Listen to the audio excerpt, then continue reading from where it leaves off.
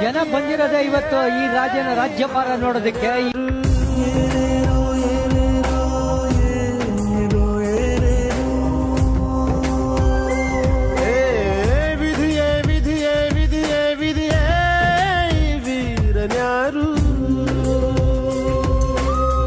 ಒಂದೂರಿನಲ್ಲಿ ಒಬ್ಬ ಪರಾಕ್ರಮಿ ರಾಜ ಇದ್ದ.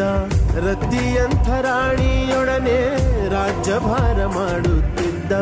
ತಾನು ತನ್ನ ಪ್ರಾಣನೇ ಪಣವಾಗಿರಿಸಿ ಕಾಪಾಡೋ ಶಾಂತಿ ದೂತನ